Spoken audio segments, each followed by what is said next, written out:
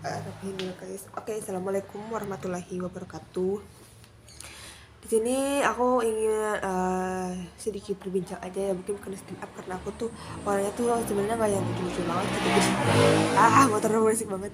Jadi ada susah buat stand up kayak begitu. Bukan ahli komedian lah ya. Jadi mungkin aku bakal berbicara, mungkin bukan bertukar pikiran aja sih, lebih pengen mengungkapkan aja, ngasih tips mungkin ya buat teman-teman nih yang kuliah di jurusan ilmu politik, biar nanti pas lulus itu nggak gila. Oke, goyang.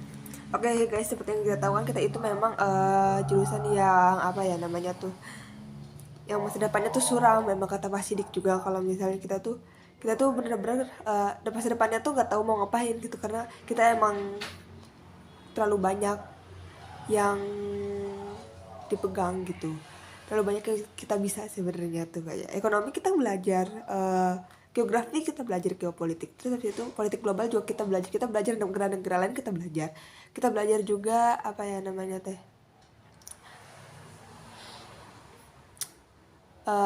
lembaga-lembaga ya kita belajar ya. Kita akhirnya kita nggak tahu kita mau ngapain, kita nggak ada spesialis khusus untuk menyatakan bahwa ini orang cocok untuk jadi sesuatu gitu.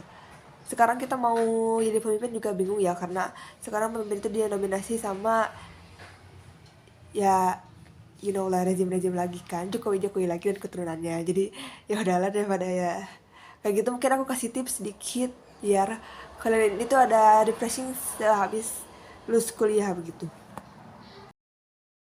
Oke guys, jadi yang pertama itu kita itu ketika lulus sebagai uh, mahasiswa sarjana ilmu politik diharapkan untuk pertama tidak nyalek guys, karena nyalek itu benar-benar suatu beban yang besar, duitnya harus itu besar.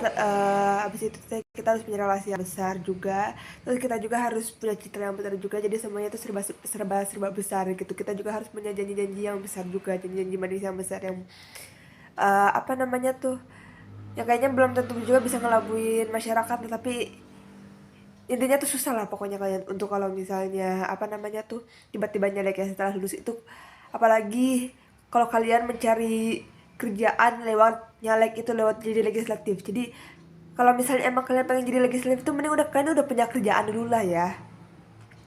Jangan tiba-tiba udah lulus, jangan udah lulus terus kalian tuh ada duit misalnya minjem dari bank 100 juta dan kalian putusin untuk nyalek. Kalian masih bocah aja, masih bau kencur banget. Jadi duitnya buat ngembali itu belum ada, dan kalian juga belum ada ketentuan bakal bisa kepilih atau enggak. Jadi ya mohon dihindari dulu lah.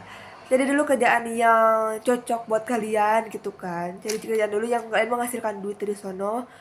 Setelah kalian ngerasa bahwa apa ya namanya, kalian emang lagi kayaknya lagi pengen menghamburin duit, boleh kalian nyalek. Terus yang kedua itu jangan menjual ginjal buat nyalek juga. Kemarin ada apa namanya berita, kalau nggak salah ada berita seorang bapak-bapak jual ginjalnya buat nyalek. Parah. Kalian tuh harus memikirkan kondisi kesehatan kalian terlebih dahulu gitu guys, karena mungkin kalian bisa bertahan hidup dengan satu ginjal, tapi kalau misalnya kalian hidup dengan makan seblak setiap hari kan meninggal juga, ya kan? Nanti gak berkah juga gitu. Kesian kalian kalau misalnya apa namanya sakit-sakitan gitu kan jadi anggota legislatif. Kesian rakyatnya, meskipun emang biasa juga gak didengerin sih, tapi kan ya kesian aja gitulah. Kesian kita sebagai kita kesian kita sebagai rakyat melihatnya, ya kan? Yang ketiga itu jangan berusaha kita mencoba untuk pasang paving block buat nyalek. Kenapa? Soalnya kita juga belum tentu apakah itu kita tuh bakal keterima atau enggak. Apalagi kalau misalnya dicopot nanti kita dikira gila. Yang keempat intinya ya jangan nyalek gitu aja guys. Terima kasih.